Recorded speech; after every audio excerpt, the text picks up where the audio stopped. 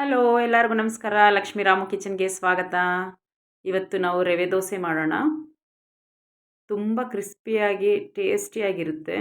ಇದನ್ನು ಮಾಡೋದಕ್ಕೆ ನಾನು ಏನೇನು ತೊಗೊಂಡಿದ್ದೀನಿ ಅಂತ ತೋರಿಸ್ತೀನಿ ನೋಡಿ. ಮೊದಲಿಗೆ 1 ಕಪ್ಪಷ್ಟು ಚಿರೋಟಿ ರವೆ ತೊಗೊಂಡಿದ್ದೀನಿ. ಮೀಡಿಯಮ್ ರವೆನೂ ಸಹ ತೊಗೋಬೋದು. ಹಾಗೆ ಅರ್ಧ ಕಪ್ಪಷ್ಟು ಅಕ್ಕಿ ಹಿಟ್ಟು, ಒಂದು 1/4 ಕಪ್ಪಷ್ಟು ಗೋಧಿ ಹಿಟ್ಟು ಅಥವಾ ಮೈದಾ ಹಿಟ್ಟು ತೊಗೋಬೋದು, ಯಾವುದಾದ್ರೂ ತೊಗೋಬೋದು. ಖಾರಕ್ಕೆ ಹಸಿಮೆಣಸಿನ್ಕಾಯಿನ ಸಣ್ಣಗೆ ಹೆಚ್ಚಿ ಸೇರಿಸ್ತಾ ಇದ್ದೀನಿ. ಹಾಗೆ 1 ಸ್ಪೂನ್ ಜೀರಿಗೆ, ಒಂದು ಅರ್ಧ ಕಪ್ಪಷ್ಟು ಕೊತ್ತಂಬರಿ ಸೊಪ್ಪನ್ನು ಸಣ್ಣಗೆ ಹೆಚ್ಚಿ ಸೇರಿಸ್ತಾ ಇದ್ದೀನಿ. ಹಾಗೆ ರುಚಿಗೆ ತಕ್ಕಷ್ಟು ಉಪ್ಪು, ಅರ್ಧ ಕಪ್ಪಷ್ಟು ಮೊಸರನ್ನು ಸಹ ಸೇರಿಸಿದ್ದೀನಿ. ಮೊಸರು ಸೇರಿಸೋದ್ರಿಂದ ರವೆ ದೋಸೆ ಟೇಸ್ಟು ತುಂಬಾ ಚೆನ್ನಾಗಿರುತ್ತೆ ಮತ್ತು ಫರ್ಮೆಂಟ್ ಆಗುತ್ತೆ. ರುಚಿ ತುಂಬ ಚೆನ್ನಾಗಿರುತ್ತೆ ಇದು ಹಾಕೋದ್ರಿಂದ. ನೋಡಿ, ಮೊದಲಿಗೆ ಹಾಗೆ 1 ಕಪ್ಪಷ್ಟು ನೀರು ಸೇರಿಸಿ ಚೆನ್ನಾಗಿ ಮಿಕ್ಸ್ ಮಾಡ್ತಾಯಿದ್ದೀನಿ. ಸ್ವಲ್ಪ ಸ್ವಲ್ಪನೇ ನೀರು ಹಾಕ್ಕೊಂಡು ಸೇರಿಸ್ಕೋಬೇಕು. ಮತ್ತು ಇನ್ನೊಂದು ಕಪ್ಪಷ್ಟು ನೀರನ್ನ ಸೇರಿಸಿ ಕಲಿಸ್ಕೊತಾ ಇದ್ದೀನಿ. ಗಂಟಿಲ್ಲದೆ ಇರೋ ಹಾಗೆ ಕಲಿಸ್ಕೋಬೇಕು. ತೆಳುವಾಗಿ ಕಲಿಸ್ಕೋಬೇಕಿದು. ನೋಡಿ, ಈ ರೀತಿ ಎಲ್ಲ ಚೆನ್ನಾಗಿ ಕಲಸಿಟ್ಕೋಬೇಕು. ಅಷ್ಟರಲ್ಲಿ ನನ್ನ ಚಾನಲ್ನ ಯಾರೆಲ್ಲ ಸಬ್ಸ್ಕ್ರೈಬ್ ಮಾಡಿಲ್ಲ ಸಬ್ಸ್ಕ್ರೈಬ್ ಮಾಡ್ಕೊಳ್ಳಿ. ಹಾಗೆ ಪಕ್ಕದಲ್ಲಿರ್ತಕ್ಕಂಥ ಬೆಲ್ ಐಕಾನ್ನ ಪ್ರೆಸ್ ಮಾಡಿದ್ರೆ ನಾನು ಹಾಕ್ತಕ್ಕಂಥ ಪ್ರತಿಯೊಂದು ವೀಡಿಯೋಸ್ದು ನೋಟಿಫಿಕೇಷನ್ಸ್ ಬರುತ್ತೆ. ನೋಡಿ, ಅರ್ಧ ಗಂಟೆ ರೆಸ್ಟಿಗೆ ಬಿಟ್ಟಿದ್ದೆ. ಅದಾದ ನಂತರ ಕರಿಬೇವಿನ ಸೊಪ್ಪನ್ನು ಹೆಚ್ಚಿಟ್ಟಿದ್ದೆ, ಹಾಕೋದು ಮರ್ತೋಗಿತ್ತು. ಈ ಸಮಯದಲ್ಲಿ ಹಾಕ್ತಾಯಿದ್ದೀನಿ. ಎಲ್ಲ ಕೆಳಗಡೆ ರವೆ ಎಲ್ಲ ನೆಂದು ಕೆಳಗಡೆ ಕೂತಿದೆ. ಅದನ್ನು ಚೆನ್ನಾಗಿ ತಿರುಗಿಸ್ಕೋಬೇಕು ನಾವು. ಪ್ರತಿ ಸರಿ ದೋಸೆ ಹಾಕಬೇಕಾದ್ರೂ ತಿರುಗಿಸ್ಕೊಂಡೇ ಹಾಕ್ಕೋಬೇಕು. ನೋಡಿ, ಈ ಹದದಲ್ಲಿದ್ದರೆ ಸಾಕು.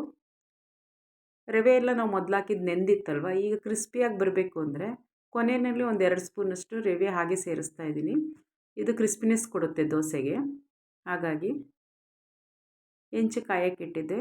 ನೋಡಿ, ಹೆಂಚಿಗೆ ಸ್ವಲ್ಪ ಎಣ್ಣೆ ಹಾಕಿ ಸಣ್ಣಗೆ ಹೆಚ್ಚಿರ್ತಕ್ಕಂಥ ಈರುಳ್ಳಿ ಮತ್ತು ಕ್ಯಾರೆಟ್ ತುರಿನ ಹೆಂಚಿನ ಮೇಲೆ ಉದುರಿಸ್ತಾ ಇದ್ದೀನಿ ತೆಳ್ಳಗೆ. ಅದ್ರ ಮೇಲೆ ಈಗ ದೋಸೆನ ನಾವು ನೀರು ದೋಸೆ ಎಲ್ಲ ಹಾಕ್ತೀವಲ್ಲ ಆ ಥರ ಚೆನ್ನಾಗಿ ತಿರುಗಿಸ್ಬಿಟ್ಟು ತಳದಿಂದ ಹಾಕ್ಕೋಬೇಕು. ನೋಡಿ, ಈ ರೀತಿ ಹಾಕಿದ್ರೆ ಸಾಕು. ತುಂಬಾ ಕ್ರಿಸ್ಪಿಯಾಗಿ ಚೆನ್ನಾಗಿ ಬರುತ್ತೆ.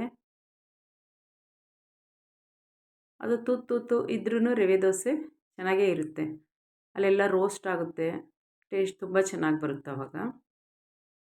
ಮೇಲೆ ಸುತ್ತ ಎಣ್ಣೆ ಹಾಕಿ ಮೀಡಿಯಮ್ ಫ್ಲೇಮಲ್ಲಿ ಬೇಯಿಸ್ಕೋಬೇಕು. ಸ್ವಲ್ಪ ರೋಸ್ಟ್ ಆಗೋ ತನಕ ಬಿಡಬೇಕು. ಆವಾಗಲೇ ರವೆ ದೋಸೆ ತುಂಬ ಚೆನ್ನಾಗಿರುತ್ತೆ. ಕ್ರಿಸ್ಪಿ ಆ್ಯಂಡ್ ಟೇಸ್ಟಿ ರವೆ ದೋಸೆ ರೆಡಿ ಆಯಿತು. ಇನ್ನೊಂದು ನೋಡಿ, ಇನ್ನೊಂದು ಹಾಕಿ ತೋರಿಸ್ತೀನಿ. ಹಾಗೆಯೇ ಮೊದಲಿಗೆ ಸ್ವಲ್ಪ ಹೆಂಚೆಲ್ಲ ಒರೆಸ್ಕೊಂಡು ಸ್ವಲ್ಪ ಎಣ್ಣೆ ಹಚ್ಕೊಂಡು